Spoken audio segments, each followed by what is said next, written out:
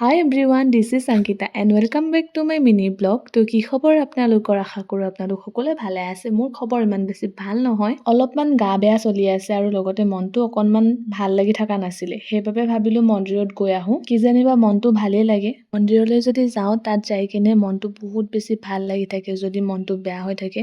যাতে মই হনুমানজীকো সকলোখিনি কথা খুলি ক'ব পাৰোঁ। কিন্তু আজি মোৰ লাকটো অকনমান বেয়াই আছিল নেকি নাজানো। মই গৈছিলোঁ হনুমান মন্দিৰলৈ, কিন্তু হনুমান মন্দিৰ বন্ধ আছিল, সেইবাবে মই মহাদেৱৰ ওচৰতে আহিলোঁ। কিন্তু মোৰ বাবে ভগৱান সকলো সমানেই হয়। বৰ্তমানত মোৰ লগত এটা চিটুৱেশ্যন চলি আছে যিটো নেকি মই কাকো ক'ব নোৱাৰোঁ, বাট কিছুমান কথা কিছুমান মানুহৰ পৰা শুনিবলগীয়া হৈ যায় কেতিয়াবা। কিন্তু মোৰ লগত মোৰ ভগৱান সদায় আছে। তো মই ভগৱানকে বহুত বেছি বিশ্বাস কৰোঁ। তেওঁৱে মোৰ প্ৰটেক্টৰ হয়।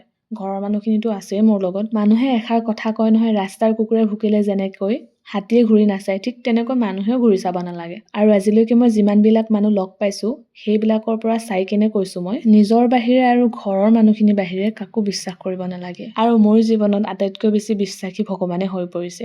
তেওঁৱে মোক প্ৰতিটো ক্ষেত্ৰত লগ দি আহিছে আৰু তেওঁ আগলৈকে লগ দি যাব। তেওঁক মই প্ৰতিটো ক্ষেত্ৰত বিশ্বাস কৰিয়ে যাম। তেওঁক আমি যেনেকৈ বিশ্বাস কৰোঁ ন, তেওঁ আমাৰ লগত কেতিয়াও বিশ্বাসঘাতকতা নকৰে।